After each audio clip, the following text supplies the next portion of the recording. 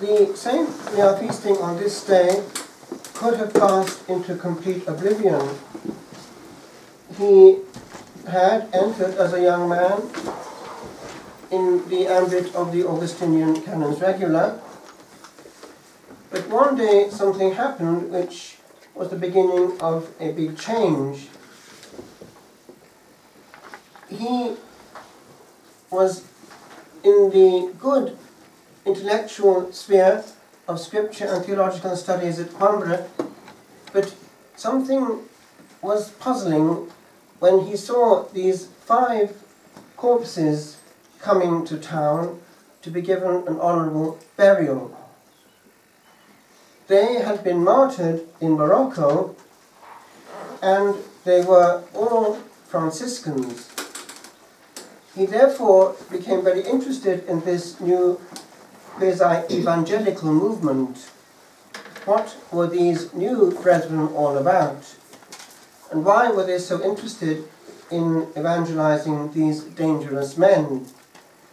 But he saw, as they buried these 5 glorious martyrs, young men like himself, what time and eternity was. What we think of this evening as just nearly a month after we now hand over Teresa to Jesus, after quite a short innings, what life is about. So he was given this burning desire to make the most he had of his innings, even if that meant a short one, not foreseeing actually how it would be in his life. So he started to move physically down to North Africa in the hope of himself having the glorious crown. But the Lord had other projects. Man proposes and God disposes. He became seriously ill, mysteriously, and had to return rather quickly. However, bad weather made him land in Sicily. He got more involved with the Franciscans. They were having the very important reunion of Pentecost on that island at that time, and he was sucked into the movement, which was very fervent. He was allowed to enter, and they saw his capacity with regard to theological studies. Even though he is so young, he has become a doctor of the church, and he was the first real intellectual as such that the Franciscans produced, and he gave an imprint on their course of studies forevermore. So much so that he was involved himself in the education of young Franciscans, but apart from that, he had also an unexpected gift which accidentally again came to the surface. It was during a reunion of Franciscans that there was an urgent need for someone to take the word. There was a short circuit and the proposed preacher was not there. Could anyone step in? And what was not their surprise when he opened his mouth and fulminated all present with a word that was not just from himself. And so it was that his long voyages of preaching the word began. Now, do you see how entering the Franciscans what made that possible, rather than the Augustinian canons stuck there in where he would have been, in Coimbra? He came out of that Portuguese ambient, and he was able to go right round Italy and France and conquer souls by the thousand for Christ, because the Franciscans broke the mold. They broke the whole shell of enclosure and of structure, and the whole world was their parish. And so they were a movement the Lord raised up when that was very much needed in the rural areas. It did not stop there. He was eventually to have a role in theology in Padua, the Oxford of that area, an ancient medieval university. And he was there in 1231 writing his most important work. It was a volume of sermons on the Sunday Gospels. He became suddenly quite ill and petered out on the spot before the end of the year, and is buried there in the magnificent basilica, which on this day will be a hive of activity. Hence he is known for all time as Anthony of Padua, even though he is actually Anthony of Lisbon. I make a jump. In 1992, when still in formation, at that time in Italy, just having left you people a few months earlier, because of what was going on in Kilnacrot, I was transferred urgently to Italy. But there was that year still in formation, so I was sort of in the novitiate still. And we had a novitiate outing of actually at least 2 complete days with the novice master to Rimini. A very happy time, and we had a very educational time because of the people of high caliber who were able to show us things in Rimini, linked with the movement of Comunio et Liberazione. And there, by chance, we came across a pavement. It was with a cross on it and an altar next to it. This was the spot. Goose pimples went down me, and I thought, that is where it all started. It was when I was 14 or so. At that time, I was still an evangelical Baptist and sort of wondering about things.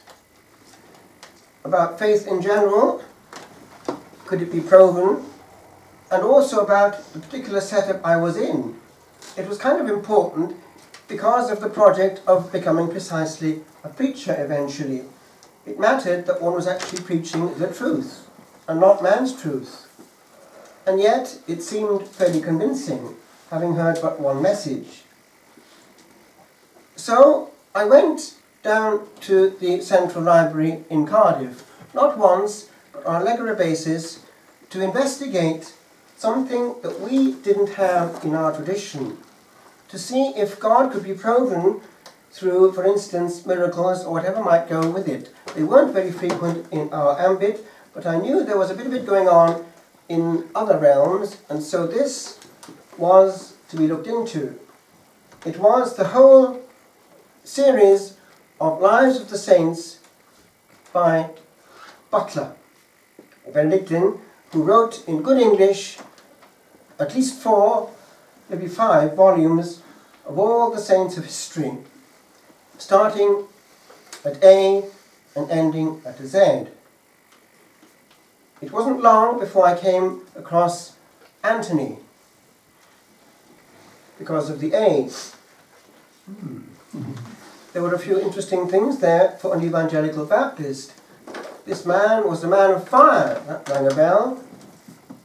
It's rather like what happened to our great Williams Pantakelin during the 1700s in the Methodist revival, which gave Wales its present structure.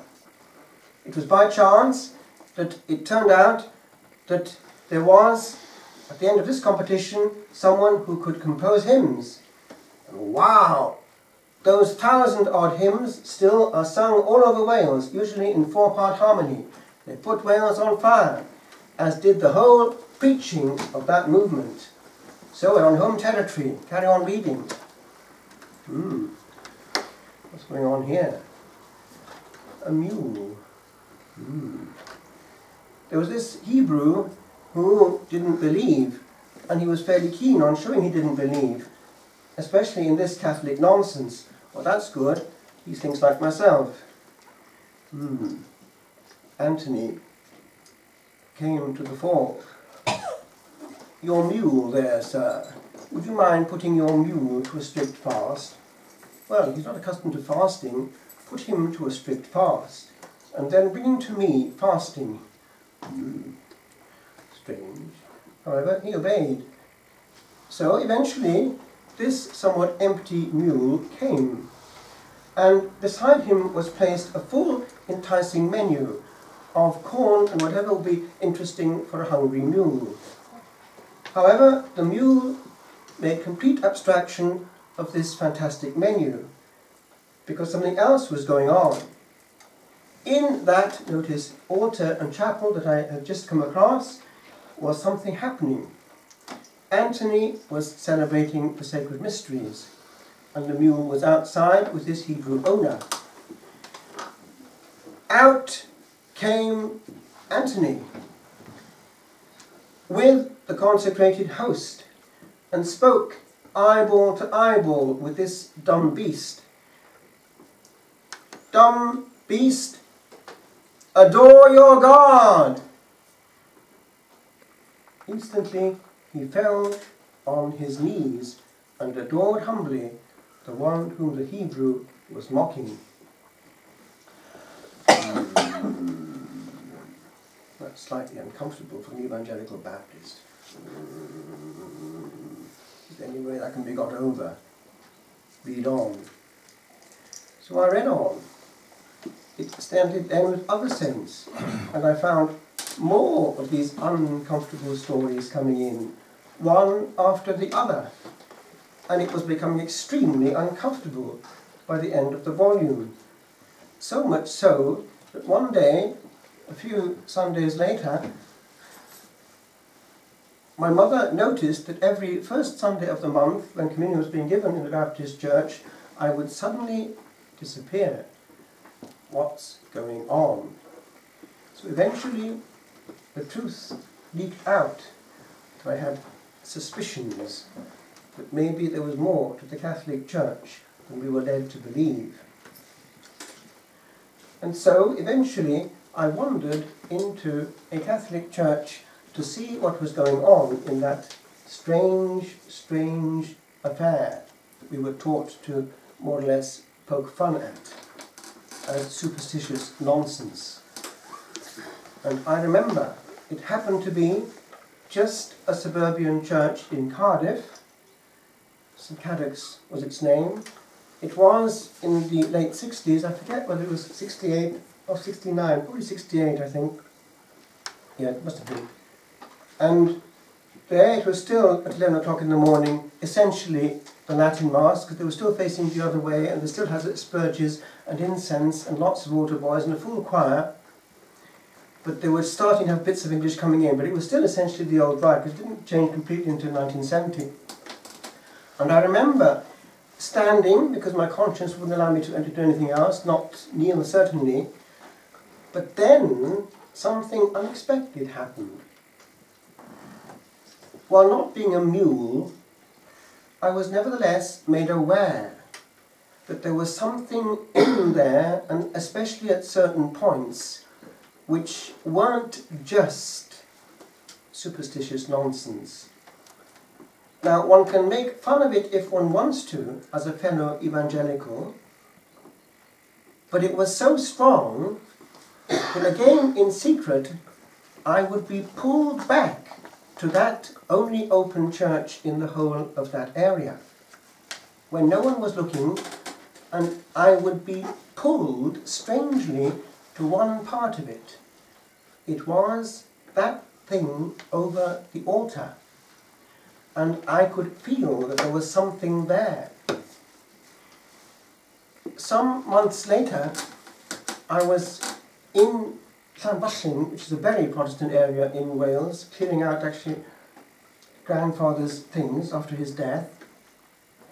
And I went off to Oswestry, which is just over the English border, to go to look at the library and to find some more information. And there again, more of the same thing. I came across the story of rewrote, and I came back and I went to the local library in Llanfachlin and found a very unexpected volume. It was, and the title was, The Book of Miracles. So I looked at it, read it from A to B, and right through, and I found one thing that eventually became just too much. It was the last straw. It's what happened in 1263 in Bolsena.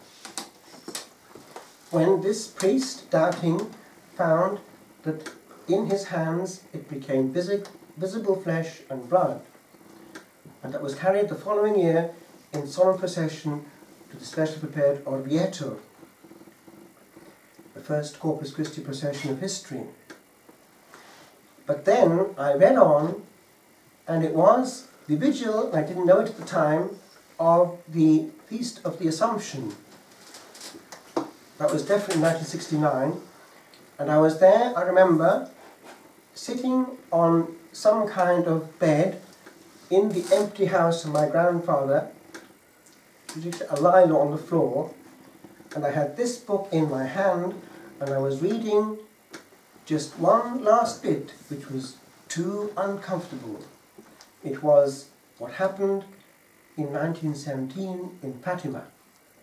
Because what was coming through there was that heaven was directly using Catholic language, and that Our Lady, whom we were taught to honour as just an ordinary human being, was not at all ordinary, and that she was actually keen on having a part in our life. Now this was kind of central enough to make it henceforth a different situation. It was what, unawares to me, had happened exactly in the case of John Henry Newman in the 1850s, when at one point, at one crucial point, it no longer became an intellectual exercise, but a question of salvation or damnation. Because at this point, the light was becoming so uncomfortably clear that it was no longer a question of choosing. The light henceforth was thus: you are seeing a truth right now. If from this point onwards you carry on as you are no longer in good faith, and you cannot get into a pulpit and proclaim from your heart what you are not seeing. Therefore, there was fundamental infidelity to light, and that actually is a sin of the order of gravity sufficient to exclude you from heaven. Sin against the truth, sin against perceived faith is grave, and salvation at that point will enter into it. One cannot see the light clearly and at that point refuse it. It will obstruct any sanctification, because at that point one is going out of the perceived will of God. Therefore no sanctification is possible. One's own salvation is at jeopardy, but certainly one's sanctity. One cannot play the game anymore, because it's a game at that point. We're performing and we're not in relationship, because we're not handing over the will. Now that was a serious point. So I remember going then back home to the prayer meeting as usual on Thursday, and going up to the minister who baptized me by immersion and saying to him that I had a problem, I wanted to see him.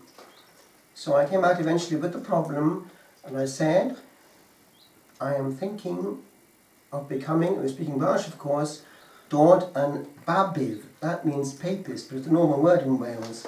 And he, at that point, looked at me, and his eyes became as wide as saucers, and said, not once but twice, "A biff!" "A what?"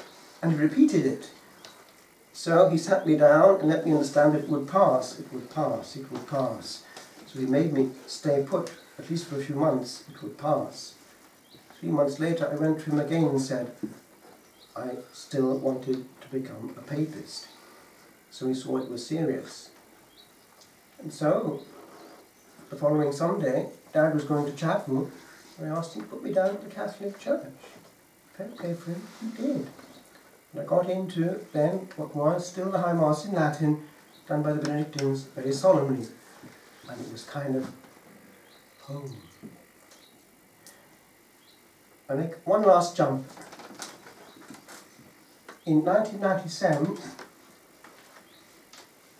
I'd just been ordained, and I was back coming here to Ireland to celebrate the first Mass with you and people around, and I had to stay in where? Overnight? Orvieto. So, full circle, the first Mass there on my own was just where the miracle had happened. The one that actually brought me to it had been started off by reading and actually coming across a mule who saw anew more than I did.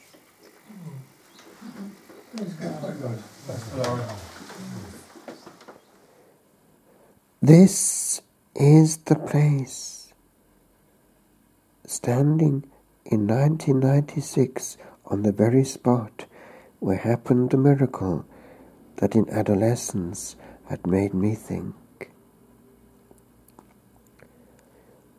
Dumb beast that taught the world, without a word, the word to heed, therewith to bend the knee. 'Twas this, thine inward thinking that I heard, this thy clear vision that I once did see, through gazing on a page, wherein the age of reason ceased to be.